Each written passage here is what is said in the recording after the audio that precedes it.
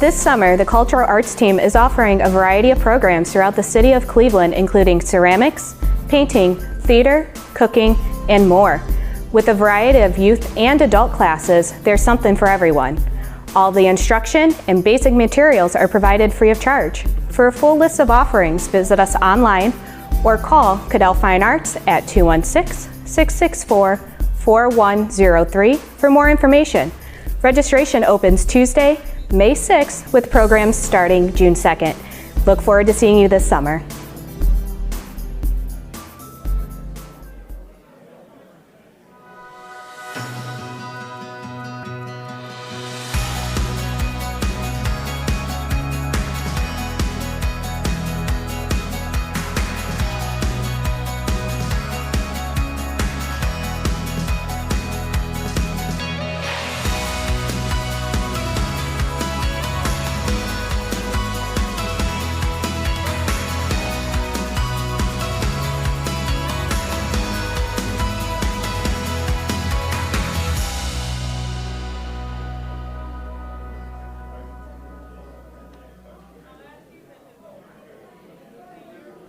Are you looking to have a fun and exciting summer while making money at the same time? The City of Cleveland is looking for lifeguards to oversee our 42 pools across the city. And guess what? We will train you. Here's what you need to know. To be a lifeguard in the City of Cleveland, you must be 15 years of age, be able to swim 300 yards non-stop using front crawl and breaststroke, swim to the deepest end of the pool and retrieve a 10-pound object and return to the starting point on your back. Tread water for 2 minutes using legs only. Pass a written test 80% or better. For more information or to sign up to be a lifeguard, call your nearest rec center today.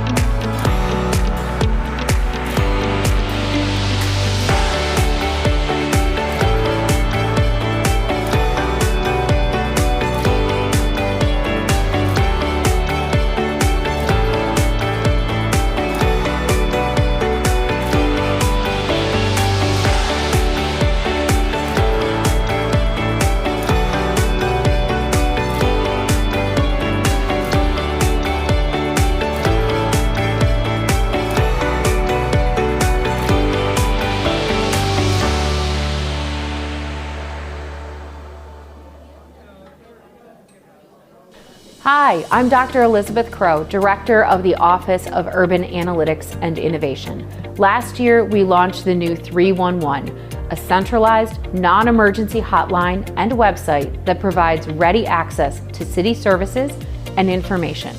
Whether you live here, work here, or are just visiting, our goal is to make it easier for you to report non-emergency issues, either online or by phone. Think of us as the front door for your city services. See a pothole that needs to be fixed? Need a trash container? Discover a street light that needs to be replaced? You can call 311 or visit us online at clevelandohio.gov/311, and we will make sure your request gets to the right department.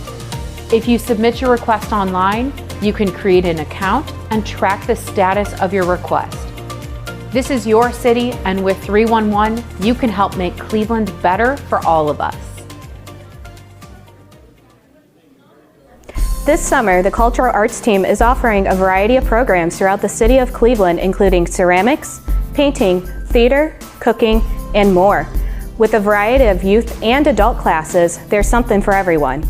All the instruction and basic materials are provided free of charge. For a full list of offerings, visit us online or call Cadell Fine Arts at 216-664-4103 for more information. Registration opens Tuesday, May 6th, with programs starting June 2nd. Look forward to seeing you this summer.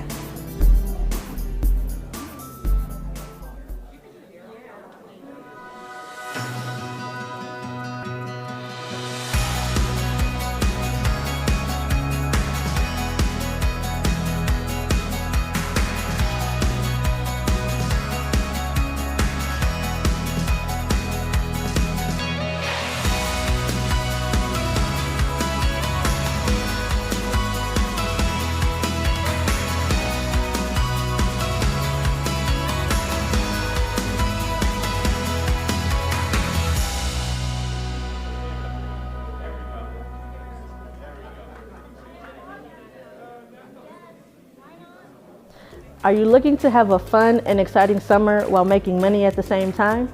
The City of Cleveland is looking for lifeguards to oversee our 42 pools across the city. And guess what? We will train you. Here's what you need to know. To be a lifeguard in the City of Cleveland, you must be 15 years of age, be able to swim 300 yards nonstop using front crawl and breaststroke, swim to the deepest end of the pool and retrieve a 10-pound object and return to the starting point on your back. Tread water for 2 minutes using legs only. Pass a written test 80% or better. For more information or to sign up to be a lifeguard, call your nearest rec center today.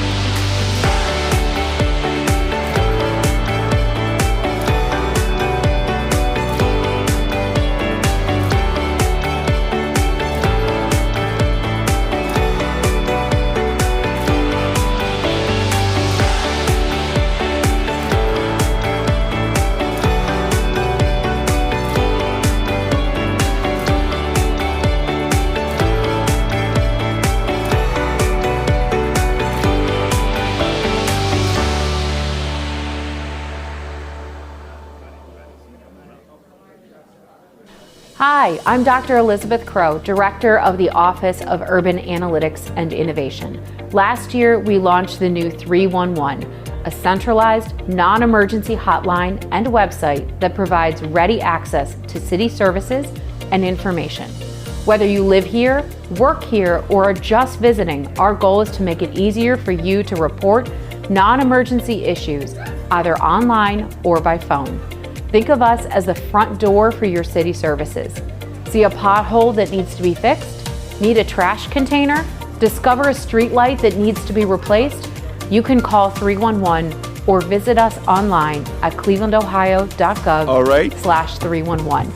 And we will make sure the request gets to the right department. We're going to kick things off. If you submit your request online, you can create an account and track the status of your request. The administration quickly introduce themselves, and then we'll get started, okay? We'll start with our illustrious Director of Public Health, Dr. David Margolius. Hello, Dave Margolius, Director of Public Health. Good evening, Sally Martin O'Toole, Director of Building and Housing. Good evening, Angela Shute-Woodson, Executive Director of the Community Relations Board. Good evening, I'm Jared Schlott, Deputy Chief of Staff. Wayne Drummond, Director of Public Safety. John Laird, Assistant Director of Public Works, sitting in for Frank Williams. Mark Griffin, Law Director. Hi, good evening. Marty Kane, Director of Public Utilities. Hi, good evening. I'm Matt Cole, the Director of Human Resources. Stephanie Wernette, Head of IT. Jeff Epstein, Chief of Integrated Development. Oh, sorry. Mary McNamara, Director of Aging. Alex Nichols, Parks and Recreation Director. Paul Barrett, CFO. Callie Mersman, Director of City Planning. Anthony Luke, Chief of Fire. Liz Crow, Director of Urban Analytics and Innovation and Acting Director of 311. Sonia Pryor-Jones, Chief of Youth and Family Success. I'm Tyson Mitchell, Director of the Office of Equal Opportunity.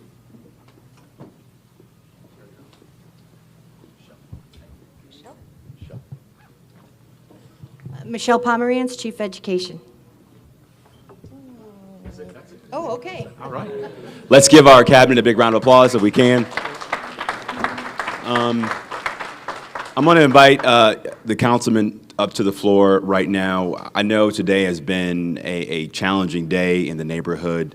Our hearts and our prayers are with the victims of the murder-suicide that took place earlier today. As we started this meeting, I wanted to have the councilman say a few words, and then I'll let our Director of Public Safety, Director Drummond, and Deputy Chief of Police, Schlott, also discuss an update on the matter. Councilman? Thank you, Mayor. And it's actually kind of been a tough 2 days. So I'll kind of go back one day. There was an incident at Gunning Recreation Center yesterday. It seems, and maybe I shouldn't speculate, but a mental health related episode, but a man was stabbed in the locker room. I went to the rec center today, and he was at the rec center. The injuries were not all that bad, and he was very forgiving. So I'm hopeful that the individual who committed that crime is now able to seek the help that I suspect that he really needs. But today we were actually in a press event celebrating some great legislation that's been passed at City Hall, and my phone's vibrating the entire time. A neighbor dispute on Munn Road, an individual who's been a problematic neighbor for a number of years, shot and killed his neighbor who was mowing the lawn. And he fled the scene, went into the Rocky River Valley, and took his own life as well. So I've spent most of the afternoon talking to neighbors who, as you can expect, are absolutely shocked and distraught. He was a really great man, really religious man. Even a priest came out. And so please keep him in your prayers, as well as all of his neighbors who are just trying to kind of understand why this unspeakable tragedy would happen. And thank you to CPD, the County Prosecutor's Office, the coroner who were out investigating, and to everybody, and including the mayor, who called me directly to make sure that I was aware of this and to offer any support. So thank you again, and again, my heart goes out to the victim, and we don't see many incidents like this, but wherever it happens, whenever it happens, no matter if it's here or another side of town, it's really a tragedy. So thank you. Thank you for letting me speak. Yeah, thank you. Thank you, Councilman. Director and then Deputy Chief. Thank you. The councilman actually really summarized what transpired today. Deputy Chief Schlott is going to get to some of the particulars. Again, it's really summarized clearly by the councilman. It was a very unfortunate situation took place. Our investigators, our homicide investigators, are on scene. They're conducting their investigations like they do. One of the best homicide units, I believe, in not only the state of Ohio, but also in the country, doing a phenomenal job and so forth. The individual involved in it was the suspect. Unfortunately, we learned took his own life. Again, still all in investigations are preliminary. They'll conduct their investigation and hope we'll have this thing taken care of in a short order. Just understand that we know this is a very tragic situation. Our officers, our homicide unit, as well as our patrol section, will provide additional special attention in the area to make sure things everyone's feel comfortable and protected. Like I said, Deputy Chief Schlott is going to talk a little bit about it. Again, the councilman did a tremendous job summarizing it. We'll give you some information as much as we can. A lot of it's still sensitive, but Deputy Chief Schlott will give you a little bit more information. Thank you. Just like it was previously said, you know, when an incident like this happens, it sends shockwaves to a neighborhood, especially a close-knit neighborhood such as that one. Deeply saddened, both incidents, the recreational center stabbing and then the shooting today, there does appear to be some form of mental health issues going on there. We're committed to constantly striving to provide the best mental health issues, the way we approach individuals, getting them the help, the resources they need. We have a co-responder team where we have clinicians go out with officers to get people back into the network of care that they need, providing them resources that they may not have known they had or they over time got separated from. These incidents are always unfortunate. Our thoughts and prayers go out to them. I would like to just really emphasize these were both isolated incidents. The recreational center, the offender was taken into custody rather quickly by 1st District officers. He's still in custody. The weapon was retrieved. The victim received immediate treatment, non-life-threatening injuries. He's back at the recreation center today. And if there's any questions or concerns after the town hall, I'm going to make myself available over here. Commander Woods is also here, and we can talk to anybody or get you in contact. If you know somebody in the community that may need some mental health resources, we can get them connected today and get people in place to help out anyone that you think is in need. Thank you. Let's give a round of applause to our first responders who are out here doing this work every day. Thanks, Councilman. And it's just a reminder that we as a city, we have to do a better job of being better neighbors to one another. We have far too many incidents in our community where people are using guns to solve disputes.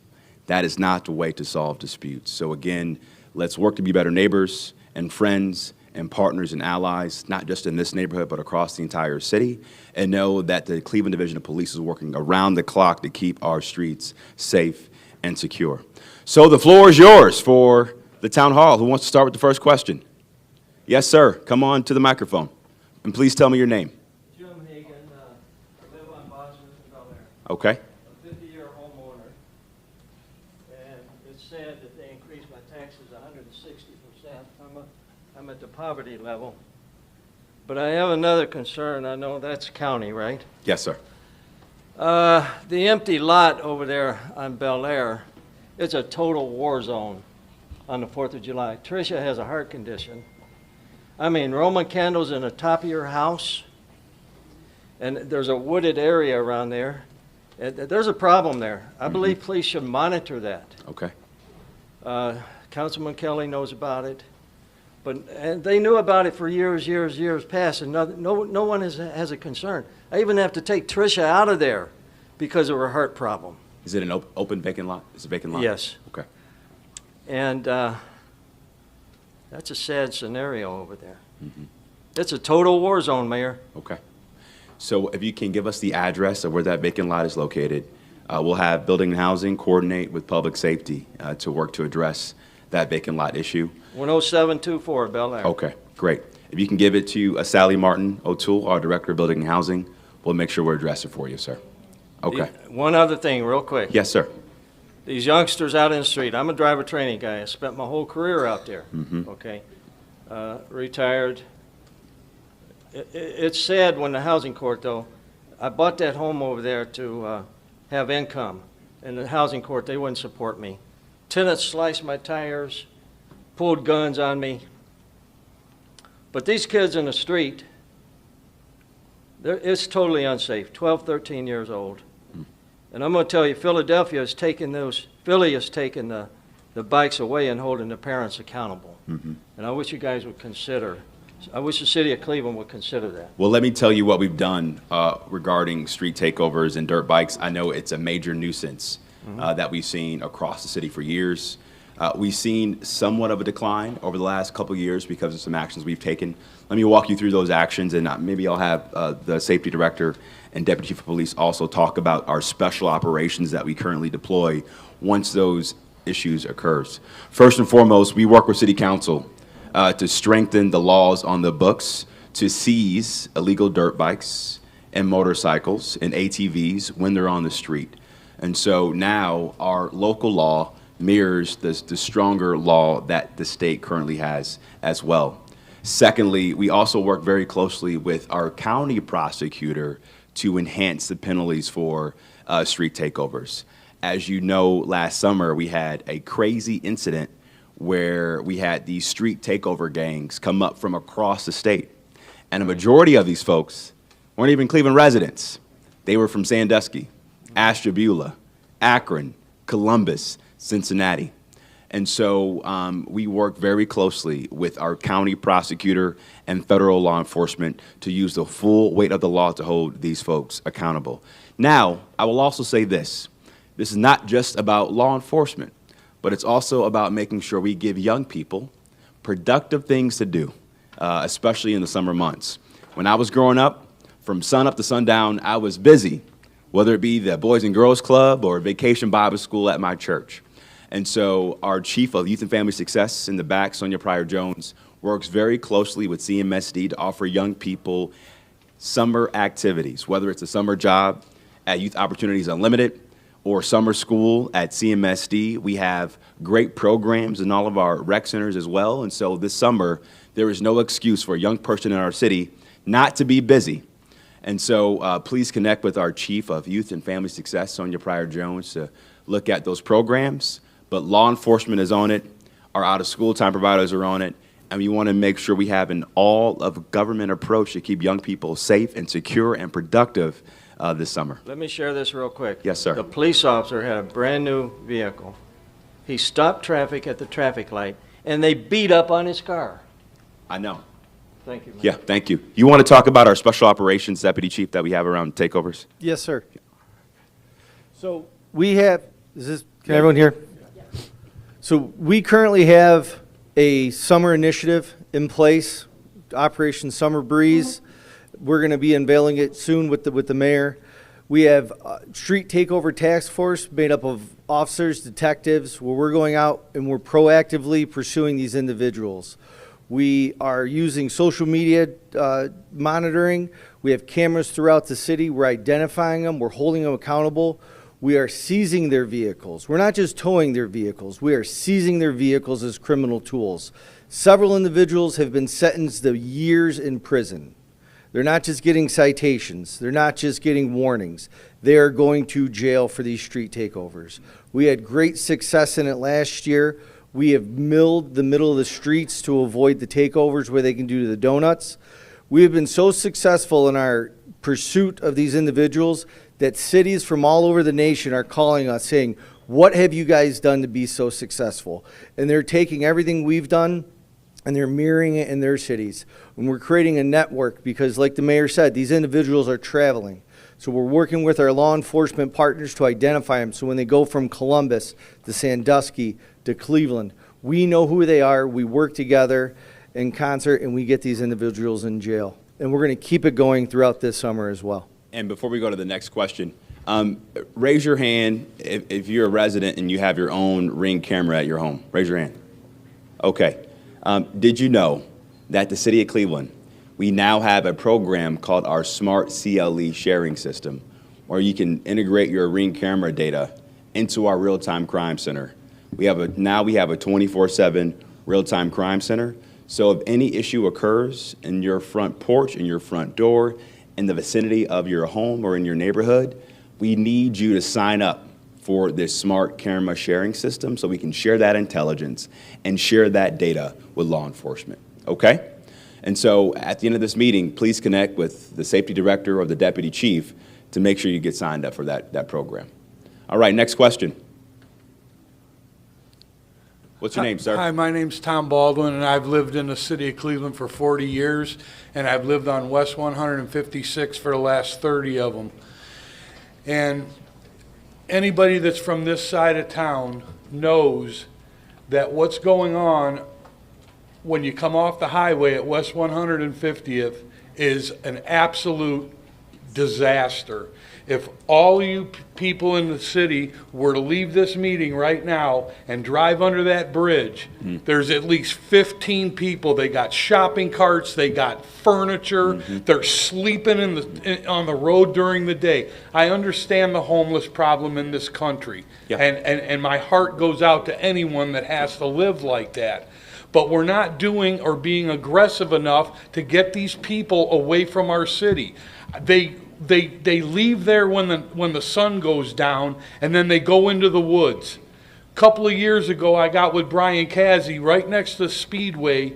The bushes were really high all along there. They would sit there and panhandle all day, and then they'd go in the bushes and do their heroin and whatever other drugs that they're doing. And I have a lot of sympathy for the addicts, okay? Yeah. The help and the resources out there. My concern is the fact that I've lived in that neighborhood for 30 years. This year I had my car actually stolen. The year prior, they broke the window and broke out the column. 6 months prior to that, they broke out the column of another one of my cars. So in the last 2 years, I've had 2 cars disabled, one of them completely stolen. We're not doing anything. These people they're coming out at night, they're going along the highway right there, and they're filtering into our neighborhood. My neighbor can't even get insurance on his garage anymore because it's been robbed so many times. Because they're right along the back of the highway, they come up, they do their thing, they go back in the woods, and nobody sees them. But then all day long, they're allowed to sit there on 150th and panhandle for what? What are we going to do? You told me, Mayor, when you first got into your office, you said if you see something, say something. I've been saying stuff to the city of Cleveland. If you were to check how many times I've called the city of Cleveland on problems in my neighborhood, they probably look, oh, it's Mr. Baldwin again. I just want my community the way it was when I bought the home 30 years ago, and that's just safe. I want police in my neighborhood. I pay taxes for that. I don't see police cars anymore. A lady was beating a dog 2 days ago. All the neighbors come out. I call the APL. First, you got to call the police. And the police came out 6 hours later. You got a dog in distress. I know that might not seem like a lot to a lot of people, but I'm a 4-foot family man that loves his animals, and to see that and to witness it time and time and time again, do something, say something. Understand. Well, sir, I certainly recognize and appreciate your concern, your passion. I think everybody in our city wants to be safe. They want their neighborhood to feel safe. They want the quality of life to be in good standing. And as you said, we've had some challenges in Cleveland around our homelessness population. And that really saw an uptick coming out of the pandemic for a couple of reasons. Number one, the money we had for COVID relief support went away because during the pandemic, we had millions of dollars to house our unsheltered neighbors in hotels or other places so they weren't on the streets to catch the COVID-19 virus. That money went away. The other thing that happened is the cost of housing has gone up, not just in Cleveland, but across the country. Rental appreciation is the highest in the city of Cleveland. That's why we're working really hard to bring online more units of affordable and workforce housing in our city. But to your point, I couldn't wait on the federal government, and I couldn't wait on the county to support the city of Cleveland around our homelessness problem. So here's what we did to address your concern, and here's what we're going to be doing to address your concern. We spent roughly $4 million on a program called A Home for Every Neighbor. That program launched last year. And you know the biggest thing we uncovered when we started this program, sir? That there's so much red tape for folks that are homeless in our community that you have to prove you've been homeless for 6 months, 12 months to get access to a home or access to a good quality shelter. That doesn't make any damn sense. Or if you have a pet or if you're LGBTQ+, you want to go to the shelter with your partner or your pet. There were so many barriers for folks to be able to get access to that kind of housing. So we eradicated those barriers. We deployed a housing-first approach. And in just 1 year, we've housed roughly 154 people. We've shut down 50 encampments across 12 wards. And we did it in a compassionate way that reflects our values as a city versus arresting people who shouldn't be arrested because they're addicted to drugs or addicted to alcohol or can't get access to a shelter. Because but for the grace of God, that could be one of us in this room. And so Dr. Margolius and his team is working around the clock to shut down these encampments, but it takes a lot of time, and there's a process to make sure, number one, we diagnose what their needs are so we can get them a case manager. Secondly, we need to find a good home for them to be in for at least 12 months. And then from there, we can close down the encampment in a way that shows and reflects our values as a city. So I'm gonna have Dr. Margolius talk about our plans for that encampment you just mentioned, sir. Thank you. Doctor? Yeah, thank you so much for your question. We're well aware of the situation under West 150th. It's only been there for a few weeks, the encampment site where people are actually staying, and so we're engaging with those folks. Now, that said, we are working closely with police, with public safety. If folks are breaking the law, we do involve police, and in fact, one of the individuals there. They are breaking the law. If you look up the definition for the word loitering, I knew when I was a young man and we couldn't hang out in the same place for more than a half an hour, and we had parents or police rustling us away. These guys are taking up homes in the street. So I won't argue with you about loitering, but the situation involved a fire and some other crime that you described. That is a good reason for the police to be involved. Now, in the meantime, we'll get these folks housed, and it's amazing, just as the mayor said, once folks are housed, their treatment for addiction is able to happen. Families are reunited. Pets, we've housed 28 pets along with the 54 individuals so far. And so really good things happen with the Housing First approach. And so we will get there. But we'll make sure that law enforcement has a visible presence in and around that encampment as we work to shut down that encampment, sir, to address your concern. Thank you so much. Ma'am? Hi, my name's Colleen Berry. I was born in Cleveland. We have a big family. We're all here. Well, a lot of us are still here. About a week before Christmas, I got a parent's nightmare call that my 34-year-old son had died at his home. And my youngest son and I rushed there. Paramedics were gone. The police were inside the house. And when I opened the door, he slammed it and let me know I could not come in. And I, of course, attempted again to enter the house. With the help of my son, we pushed at the police officer, and I did get in. And for a half a second, I could touch my son's forehead. I could reach it as the cop pushed his legs to stop me from touching my son. They insisted that we leave the house. We have to wait outside till they're finished. I had the impression I would be able to see my son at that point. After hours, they brought my son out in a bag, and they refused to open the bag or let me see my son. They had sealed it, and that was paramount. These people who didn't raise my son, never sat up with him, didn't care about him, didn't know him, were in charge of him now. And he's my baby. It looked like there was an intake of air in that bag, and I could not get them to open it. Talk about mental health. I'm known as a very happy, easy-go-lucky person. I let everything slide. I'm happy. There isn't a day that goes by that I don't think, inhale of air in that bag. Did my baby suffocate? Was he rallying? Did he suffocate in that bag? We went to the morgue. We told them that we wanted to see him. They wouldn't allow us. We told them that we had decided as a family we're going to donate his healthy organs. He worked out all the time. He was in great shape. I want the idea that his eyes that love this world are going to go on and see for somebody, a blind person. His kidneys, everything. They would not let me see him. I said, I need to verify because I haven't seen him. I got to verify that my baby's gone before I let you cut him up, though. And they would not let me.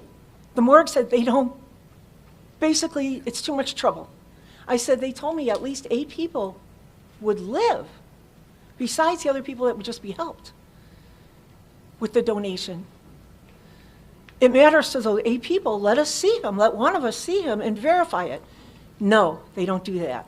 It's too much trouble.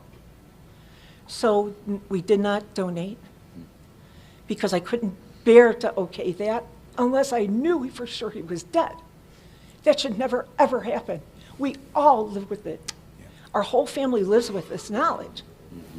Mental health, yeah, we probably can all use some mental health now. Then the police took everything that my son had. They said it's customary. Somebody young and apparently healthy dies. They make assumptions and they take everything they can and they look at everything. 6 months later, I'm still paying for that phone. I'm still paying, well, my son is, it's coming out of all of his accounts. Spotify, his gym membership, everything is being paid because he had it set up on his phone. Because I can't get my hands on his phone to withdraw him for 6 months. If they can't get what they want after 6 months, they don't know what they're doing, give it all back. I just finally got one credit card bill from him because he's young and he did everything on his phone. I got a credit card bill for him. $500 from January to now in interest and in fees because he hasn't paid his bill, because I couldn't pay it, because I couldn't access it, because I don't know all those numbers. It's all in his phone. He doesn't get any mail. Okay. Our city does everything. When somebody points out to you that you're doing something very wrong, it needs to be considered and it needs to be changed. And that, I make so many phone calls and nobody's in charge. Understood. And I still don't have it. And now my youngest son has broke his phone and he wants to know what we can do about getting him another one. I said, I haven't even bought your brother's gravestone yet. I'm still paying for his funeral. When we got a phone, if I could ever get it, you can have your brother's phone. Ma'am, I can't fathom your pain and your grief and what you've gone through, and I'm really sorry for your loss.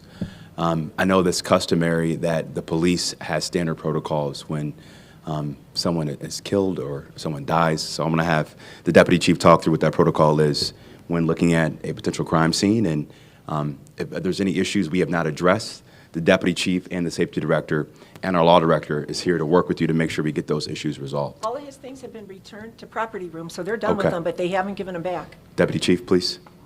First, as a father, I got to say, I can only empathize, and I deeply apologize for your loss. Thank you. We strive to have our officers act professionally with respect and integrity and dedication and excellence.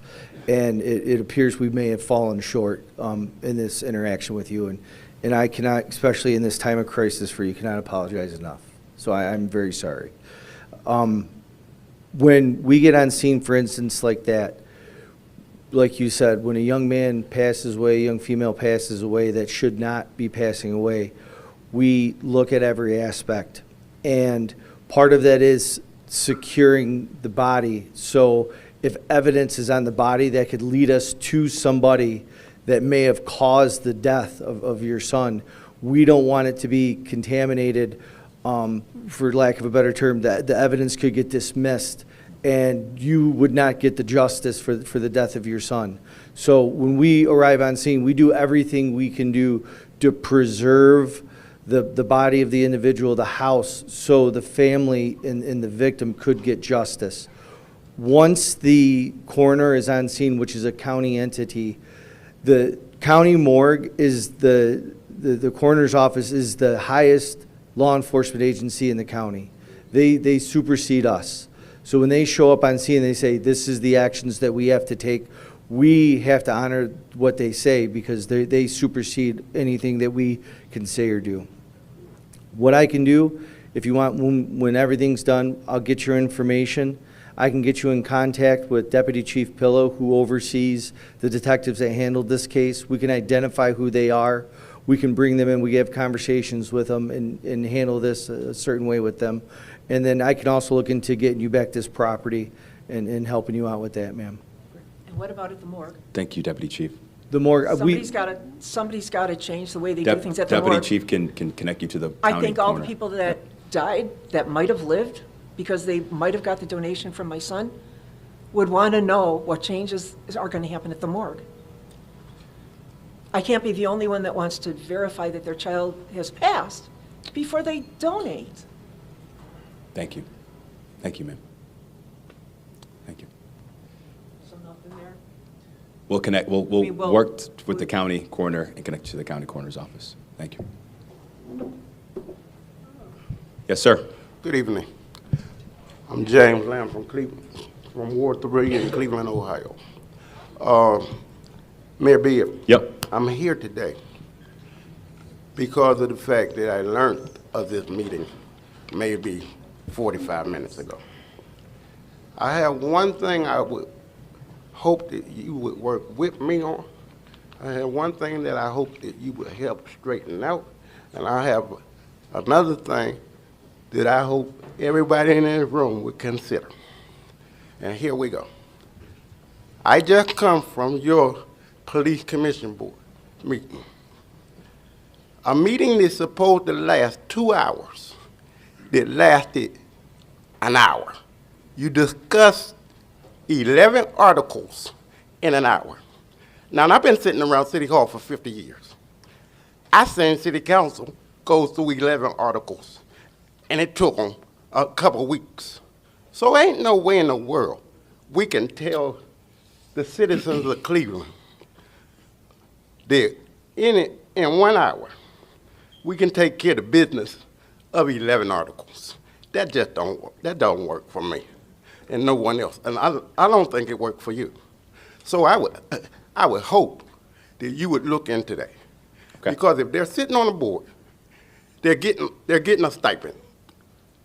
They're getting a stipend to sit there for 2 hours and they're sitting there for 45 minutes. Second, I would hope that we would take and consider the fact that homelessness is something that we've all seen, all heard of, but guess what? Half of us don't even want to deal with it. I've been working on a battered woman's shelter for 4.5 years. I asked the city to even step in and help me. I ain't heard nothing from no one, but I'm still gonna get it did. And when I come down to my last one, here we go. There's no way in the world that you can convince me, and no one in this room can convince me that the money from COVID is ate up. Know why?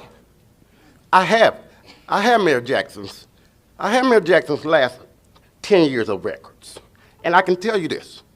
I can tell you this because I sit in city council every Monday. When they got that money from the president, the money was supposed to be used by 2026. 2026. That was his bunch of money. Then you came in office and you went to Washington and you got $2 million. So we're talking about a bunch of money. And I don't knock nothing that you have to do and nothing that you're doing or nothing that you have to fight. But I'm telling you, in the records, and you can go through the records in the law department, I can grant you, if you ask every councilman that sit beside you and come up to you on a Monday, they'll tell you, if they've been there longer than 5 years, they'll tell you that money, Blaine Griffin can tell you, that money was supposed to end in 2026. So I don't see how they took it from me. Well, let me just clarify my earlier comment so there's no confusion. So as I was talking about the homelessness issue that we saw in our city, there was distinct and separate funding for housing related to the homelessness population for COVID relief dollars that was separate and distinct from the American Rescue Plan funds that the city of Cleveland got. So we got $512 million through the American Rescue Plan, the 8th largest allocation in the country. We worked very closely with City Council to allocate that funding and make sure it was allocated and legislated and authorized before the 2026 deadline. So the big buckets of funding that we've allocated around, over $117 million for housing, $50 million for our sites fund to attract and retain good paying jobs in the city, medical debt relief for many of our residents in the city, $20 million to connect thousands of households to have access to high-speed broadband. So yes, sir, that American Rescue Plan dollars, those dollars are allocated, authorized, and there's a plan for all of those funds in collaboration with City Council. Okay. But there was separate and distinct money for housing that has gone away, which led to an increase in our unsheltered population after the COVID-19 pandemic. All right? Well, can I Thank ask you, you- sir. can We I got ask to you go one to the last next question. question? Can I Okay. ask you one last One more. That's 4. In the midst of you having your meetings, Yes, sir. and you know, I don't, anybody in here know, and everybody from the city that know me know this. Everybody know you. I've been dealing with, I come to meetings because education is in these meetings. Yes, sir. You don't get it, you don't get it from your councilman. So grant you, I come. I think Councilman because Slapp's of- pretty good. Everyone's in the blue moon. So I'm see, I ain't never bit my tongue. I'm a for real man. But I'm gonna tell you like this. This town hall meeting is one thing the whole city of Cleveland can adore, but guess what? Yes, sir. As someone with a disability that does not drive, if I had not caught a ride, I'd never get a chance to hear where you're coming from. So we need more free rides for folks that come to What you meetings. can do, That's a great idea. what you can do is because I sit on the board, because of the fact that I sit on the board of aging and disability, use some of the busing that they use. Love that. That's great. It would be a great help to the public and a great help to you. Mary, we should include this in our age-friendly 2.0 plan we're going to announce in a couple of weeks, right? Got it. All right. Thank you, sir, for your question. I appreciate you. Safe travels to California, too, my friend. I'll leave in 2 weeks. Yes. Hello. Hello, West Park community. My name is Terry Wong. I'm the former police commissioner of the Police Commission. I was not selected for renewal by Mayor Bibb. I want to briefly comment about what Mr. Lamb just saw because I attended the same meeting. And there were indeed about 11 policies that were on the agenda. And instead of discussing the policies, they spent the meeting divvying them up so they can do the work behind the scenes. I hardly think that that is the point of a community police commission. You also have your officers, Deputy Chief Schlacht and Chief Todd have claimed to me that, and also Director Drum have claimed to me that the police are at these meetings at the request of the commission. There is a problem of a potential chilling effect on community members. There's also an issue that you have the police that is managed by the commission managing the audience who is voicing their dissent, voicing their dissatisfaction as to the lack of community input on the commission, and quite frankly, the corruption. So, and what I also would like the community to know is that the executive director of this commission, which is very important because it's probably the most powerful in the nation, it was passed after issue 24. It has final authority on police administrative discipline, training, and policy. And in my observation, the political establishment has sought to control it rather to allow it to succeed. And I'll give you one evidence is that— You got a question? I do. I will. You know, I will. Because I'm going to. But I need to give. You've censored me on Instagram, which is so I have to come to these forums to inform the public. But the public should know that one of the operating forces for the failure and the collapse of the commission is former executive director Jason Goodrick. I will be the 4th woman to have accused him of sexual harassment. And the city, Mark Griffin, has done nothing to investigate. He initiated an investigation. It's never been completed. And then Jason Goodrick had the gall to sue the commission because he was denied the permanent executive role for reverse discrimination. He's claiming that he was denied the job because he was a white man. This is factually inaccurate. And instead of properly investigating my accusations against him and also my accusations of misconduct from the other commissioners, you chose to do nothing. And I find that passive action to be directly retaliatory because I was a whistleblower and you're retaliating against multiple people through the arms of the police, the prosecutorial system, and your law department against citizens that have asked for police accountability. And my question to you is this.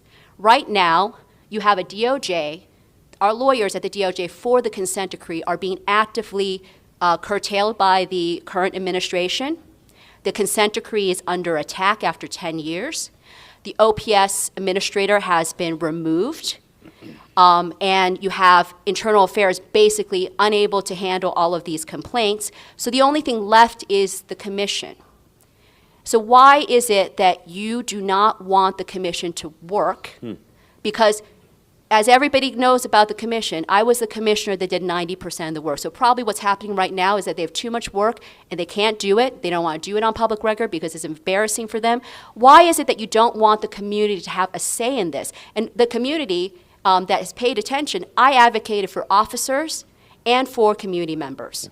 And right now we have a commission that is attacking unfairly, in my opinion, District Commander Mafo Judd for their own political purposes. So instead of reappointing commissioners that I've openly said to you are committing misconduct, not just against me, but against the community, you deny me that role. Everybody knows that I was doing the work. Everybody that paid attention to the commission knows that I was being retaliated against. And you allow, like, this is an interesting fact, you allow Mr. Griffin. Okay. Can I I mean, answer? Thank but- you. Thank you for your question. Thank you for your question. But seriously, Thank you. why Thank you. is it that you are not allowing the community's voice to be centered in something that they have a stake in? And that is going to affect the police forces. Your police forces are in what is called attrition parity. As many leave, as many come in. You have a real problem. And if you have people that are unserious and unqualified to do the work, that act out of politics rather than facts and evidence, you're not going to have any public safety at all. So instead of fighting me, ignoring me, running away from me when I tried to give you a letter telling you about the unlawful appointments you've made to the commission recently, please tell me what concretely you're going to do to steady the commission and steady our police forces and our public safety. Thank you. Thank you for your concerns. Thank you for your activism. It is appreciated in the city of Cleveland.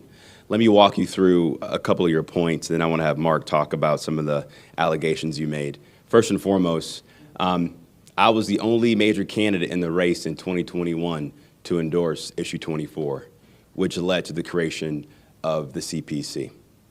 The reason why I did that is because I believe public safety is two sides of the same coin. One, we need aggressive but thoughtful and constitutional law enforcement, but also common sense police accountability. That's why I endorsed Issue 24. And ever since I took my oath of office nearly 3 years ago, I've worked around the clock to support the CPC. Now, the first batch of candidates was not a good fit. And I'm optimistic and hopeful that this next batch of candidates will have a more common sense and pragmatic approach. Please let me answer the question. Thank you so much. I'm the mayor. Let me answer the question. Half the commission is still the old batch. Thank you, Commissioner. You want to address our complaints, Mark, please? Thanks. So first of all, I want to say thank you as well. Your activism is certainly noted. Not my activism, And my also- oath that I I also- took to the community on the commission that Yeah. none of the other And I commissioners want are to fulfilling. thank you for the emails because you brought a number of important issues to our attention. Let me talk kind of specifically about some of your issues, but also broadly.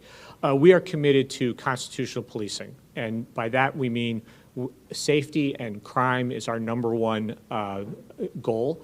And if you look at our homicides, and the tragedies that happened yesterday and the day before are awful, but we are down something like 35% in terms of homicides in the city of Cleveland. So that's working. Not At the felonious same assaults. time, Not the felonious, those are number violent crimes too. at the same time, the use of force by our police is down, and our complaints are down as well. So one of the things that we're seeing. Not over a 10-year period. We're But seeing. you're saying things that are wrong, not over a 10-year period, which is statistically not significant.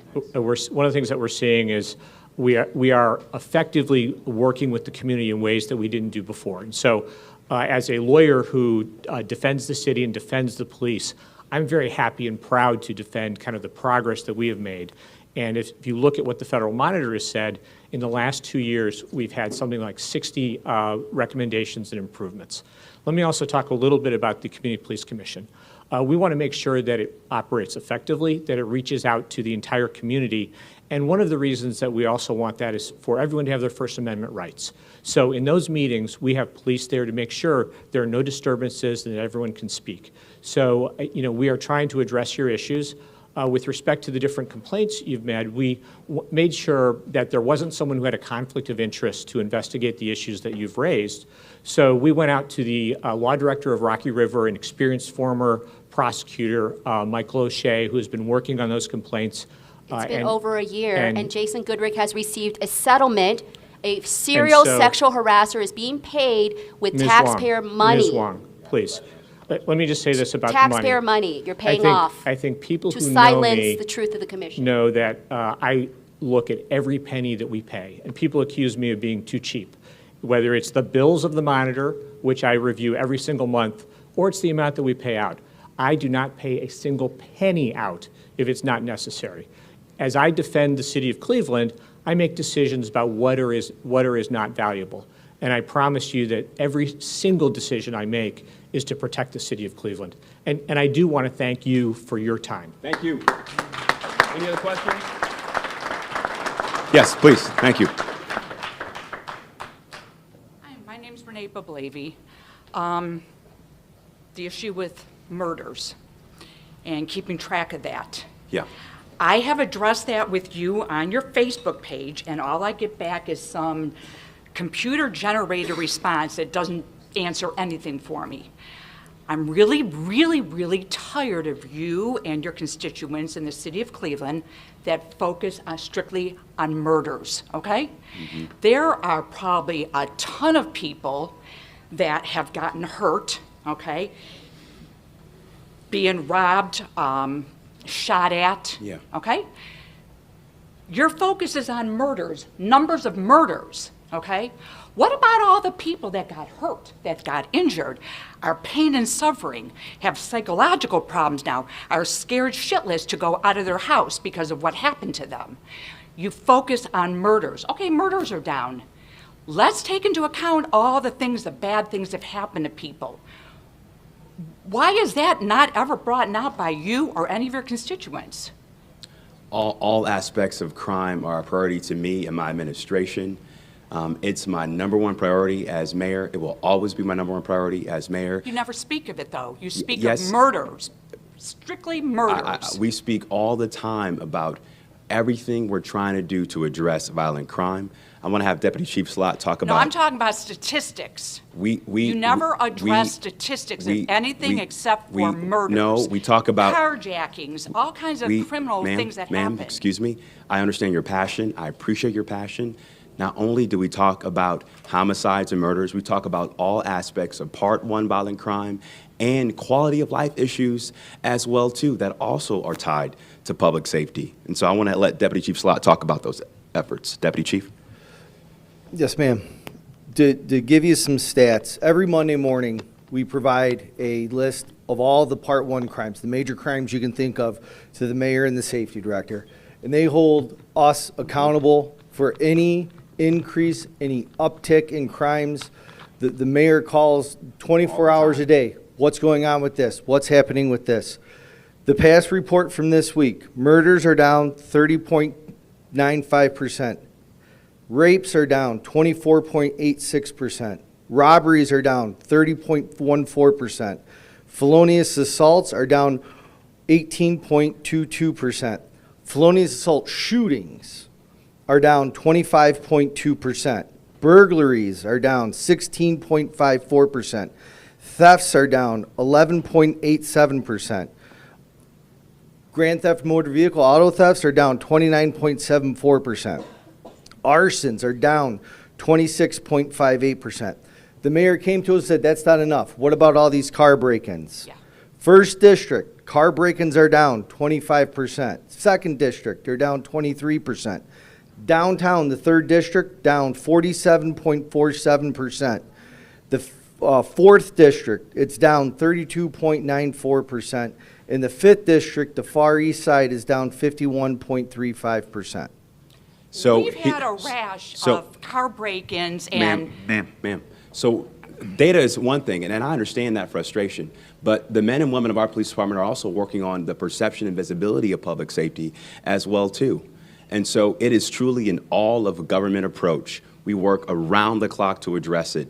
The chief, the safety director in my office, every week looking at these numbers, and I'm challenging them and pushing them to do more, and more. Since we took office, police pay increased by 34%, the most in the history of the city of Cleveland. We were dead last when I got in office. Dead last.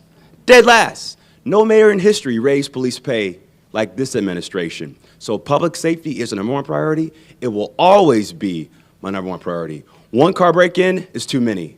One homicide is too many. One shooting is too many. But we all also have a role to play. Public safety is a community project, not just government, but a community project. And that's my vow as mayor, and that's the vow this administration takes every single day. Thank you so Are much. you aware of Thank you. all, Thank are you. you aware of all the car break-ins Yes. that happened in our neighborhood? Yes. In the last And- couple of months? And the commander and the deputy chief work around the clock to share data, to get good arrests. We work with the county prosecutor and our court system to make sure we hold these folks accountable. You have my word and my vow that we are doing everything we humanly possibly can to keep our streets safe and secure. Thank you for your concern. I appreciate it so much. Any other questions? Well, we have resource tables outside. Thanks for coming. Enjoy the great summer in Cleveland. We appreciate your support. Thanks so much.